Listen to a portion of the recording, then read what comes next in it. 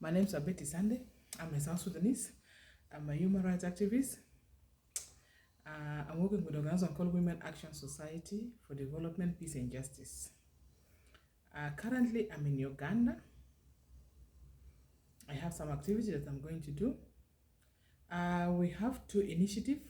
One is called South Sudan Youth Forum in Uganda, which are dealing with the issues of youth, because we have a lot of urban refugees in Uganda who some of them came during the war, some of them came because of hardship in South Sudan, then the family, because of quality education, then the family shipped them in Uganda, they are staying in Uganda, and then these youth are not living in peaceful coexistence.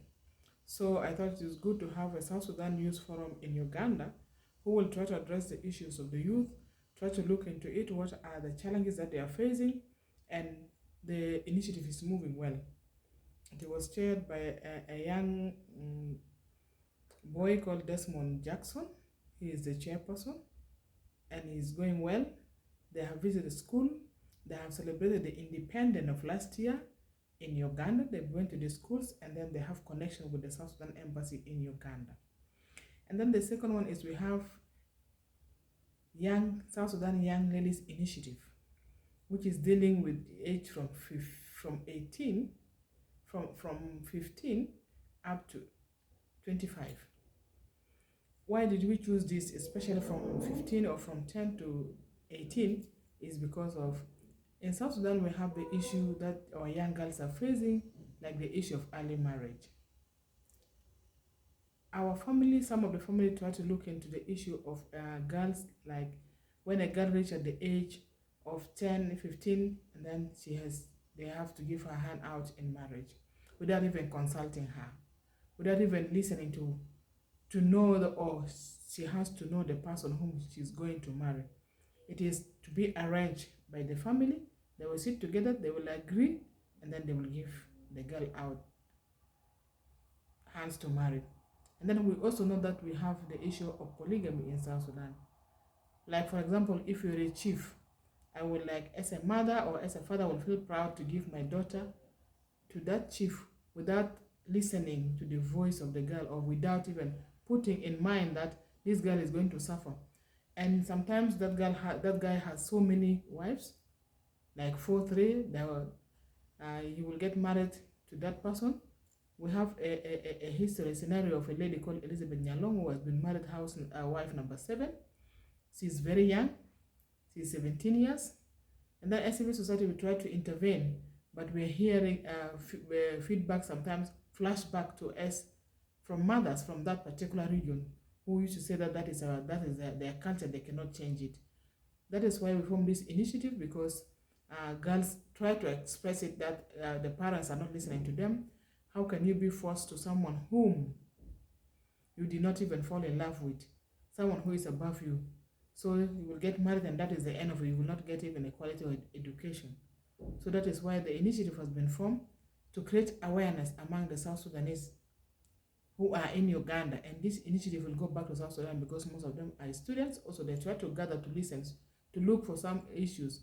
That's why some girls are now, even though in Kampala they are not in school, but we understand it is because of economical hardship. And we understand that in back home in South Sudan, sometimes it will take 4-5 months without receiving salary.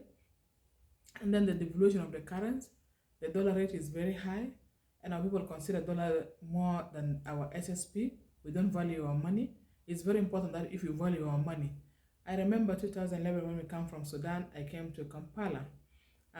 100 pound, 100 SSP is equivalent to 68,000 Ugandan shilling. But now 100 SSP, it doesn't make anything in Uganda. Even no one can accept to check it. So it's very important that I need people to know, to listen to the voices of these young girls, our intellectuals, people who are outside also to try to listen. And that a girl is not a property that should be given to anybody, anyhow. Marriage is not something that you offer. Marriage is something that a love between the two. And let us leave our girls to get a quality education. It's very important that our children, especially girls, goes to school and they are educated and they get better quality. They can do. And these days, if you look around, it is girls who are taking, it's women who are taking the responsibility of the family. If you graduated a lady, she went to school, you educate her properly. She has gone to school, she will get a lot, she will help a lot in the family. Forget about the dowry that they have paid once, and that is all. We are not commodities. The girls say that they are not commodities. So I'm just doing this video to give a background. So next week we are going to have a meeting, and we will hear from these young girls who are facing, who are trying to say, some of them like they face senior four, and one of them is saying that I didn't pass, so I don't know what my face is going to be. Because you don't get surprised to hear that you're invited to attend my marriage, because it is like family who is arranging it. It pains us as mothers. We need our daughters to go to school, they get quality education, and they will help us a lot. Girl has the responsibility, girl child has responsibility in building up the family. She can help. If we educate a woman, we educate a nation. So like we have so many women who we are proud of it from South Sudan, who are leading some of the initiatives, who are leading some of the government institutions. So they are doing perfect. Why don't we allow our girls? I'm saying these challenges to our South Sudanese who are outside, our South Sudanese who are within the country. Let them listen, let them try to acknowledge that indeed girls are not commodities, they are human beings.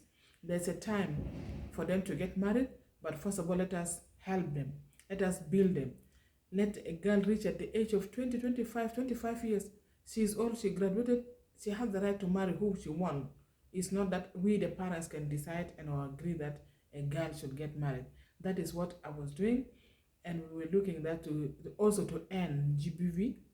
That is a GBV. When we look about young girls married, that is like a part of GBV. And then I'm also telling the other parents like me also, let us try to understand that these girls have a bright future. These girls have something to do. God give you these children not because of anything, but God give you these children because of purpose. So that we should accept, we should allow them to finish their education. We should allow them to reach at the marriageable age. Like if she wanted to get married at the age of 25 years, she is now as strong, she can take care of her family, she can take care of herself, she will manage even. Sometimes we see family break because the girl is young, she's not even matured, she cannot handle the issue, the trauma that whenever you get married in the family.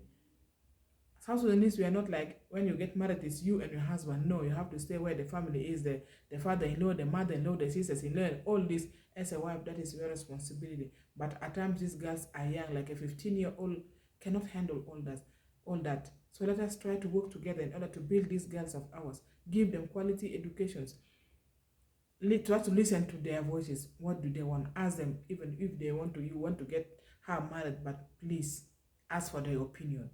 And I want you guys to listen to this video of mine, like it and share it and give comment. I want this video to reach viral so that people should understand that girls are not commodity, but they have a purpose. God give you these children, a girl child with a purpose that he's going to build the nation, he's going to help, especially in the country like South Sudan. We need educated people who can lead the country. We need them to get quality education for the future of South Sudan. Thank you so much.